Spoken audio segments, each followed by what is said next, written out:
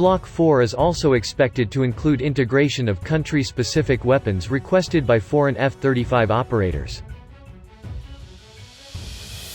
Here's what you need to remember. The forthcoming ability of a frontline F-35's to penetrate hostile airspace with little warning, and potentially deliver a tactical nuclear weapon will surely become a factor in any adversary's military calculations, for better or worse.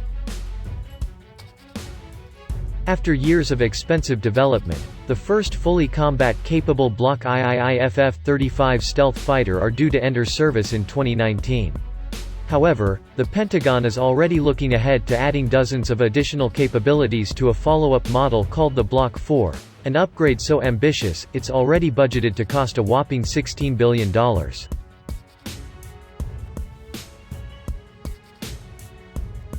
A companion article details the major software and hardware upgrades to the F-35's sensors, communication and propulsion systems, as well as Block IV's troubled financial footing.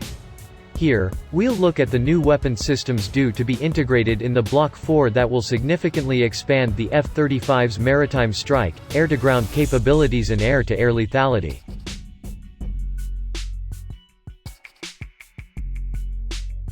One major addition is the GBU-54B Stormbreaker, also known as the Small Diameter Bomb II.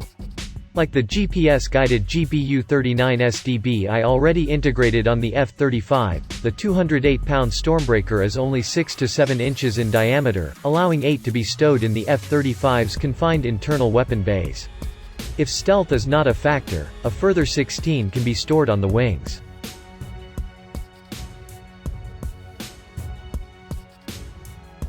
However, the SDB-2 can additionally adjust course to hit moving targets in all weather conditions up to 45 miles away, thanks to its tri-mode guidance options, an uncooled infrared seeker, a millimeter wavelength active radar, and ability to home in on a target illuminated by laser. It also has datalink enabling two-way communication with launching F-35, allowing adjustment or even cancellation of the strike.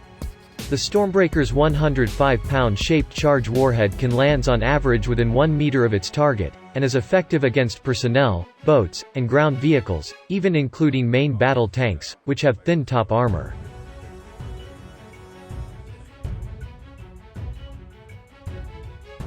The Pentagon hopes the Stormbreaker, combined with the F-35's advanced electro-optical targeting system and synthetic aperture radar, will enable the policing of potential no-drive zones, that is, areas in which military ground vehicles are forbidden to pass, based on the concept of the no-fly zone interdicting military aircraft.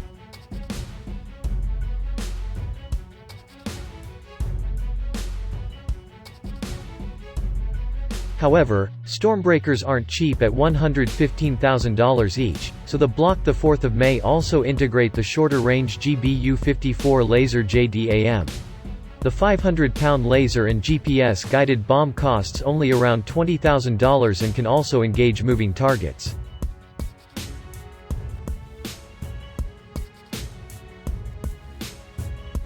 Another weapon due for full integration is the AGM-154J SOWC-1, a larger 1,000-pound glide bomb with a datalink and infrared seeker for terminal guidance designed to penetrate and destroy moving maritime targets up to 70 miles away when released at high altitude.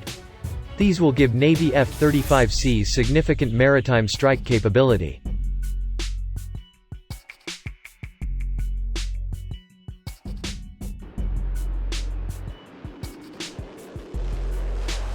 More expensive, longer-range munitions like the far-reaching JASSM-R and long-range anti-ship missile may only be integrated in a future Block V or Block VI F-35. As the Lightning can approach closer to defended targets, integrating such long-range weapons is a lower priority.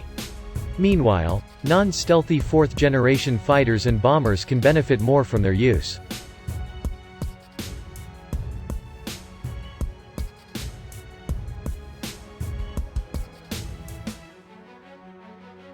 In terms of air-to-air capability, the F-35B is set to gain compatibility with the Block II model of the highly maneuverable AIM-9X short-range missile, which the pilot can direct using a helmet-mounted sight. The Block II's lock-on after launch capability means it can be fired from the F-35's internal bay without a lock. Then, following guidance transmitted via the F-35's datalink, turn up to 180 degrees towards a target acquired by radar or even optically using the pilot's helmeted mounted sight, before finally homing in for the kill using its heat seeker.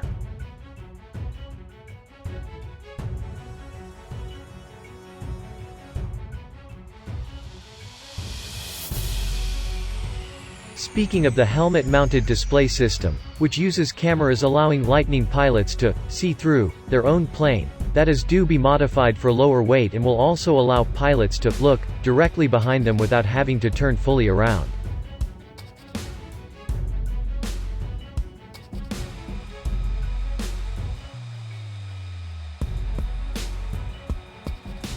Addition of dual-rail missile racks for the F-35's bays will also allow it to carry up to 6 longer-range AIM-120 air-to-air missiles instead of 4, helping mitigate the still significant risk F-35's may be overwhelmed by more numerous aerial adversaries.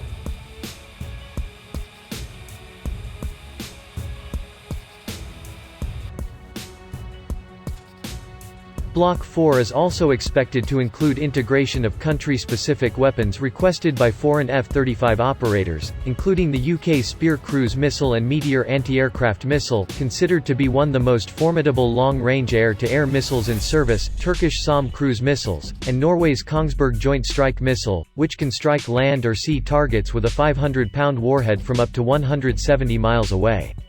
Norwegian F-35's will additionally even receive special drag chutes to aid in landing on icy Scandinavian runways.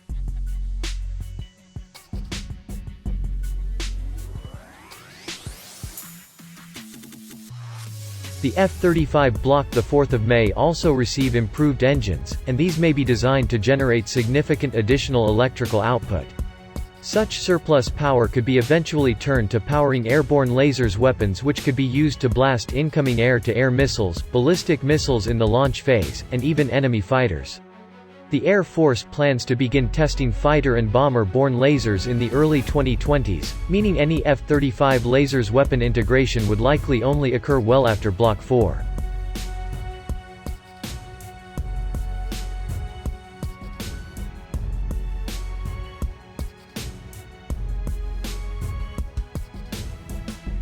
The scariest weapon Block IV will bring to the F-35 is surely the B-61 Mod 12 nuclear gravity bomb, which has tail fins that can adjust the bomb's trajectory to strike on average within 30 meters of a designated GPS coordinate.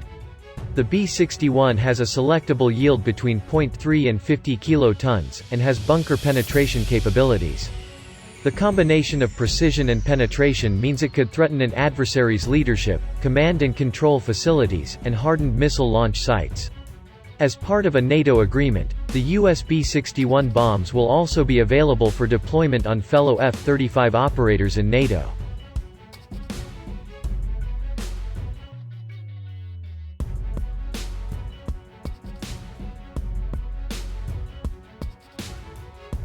The forthcoming ability of a frontline F-35's to penetrate hostile airspace with little warning, and potentially deliver a tactical nuclear weapon will surely become a factor in any adversary's military calculations, for better or worse.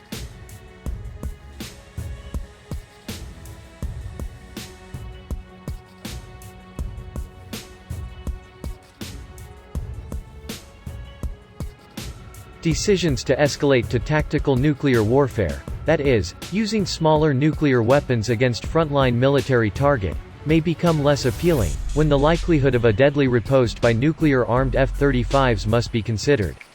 On the downside, it might also motivate nuclear preemptive strikes on F-35 bases. Also, adversaries uncertain whether F-35's intermittently ghosting on low-bandwidth radars are armed with conventional or nuclear weapons may be driven to escalate to nuclear warfare prematurely.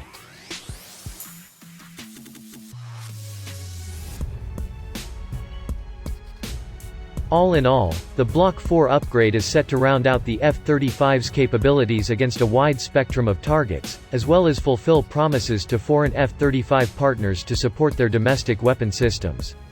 But whether the Department of Defense can scrounge the necessary funds, and meet the ambitious development schedule, to deliver the Block IV on time, and not over its already considerable budget, remains to be seen.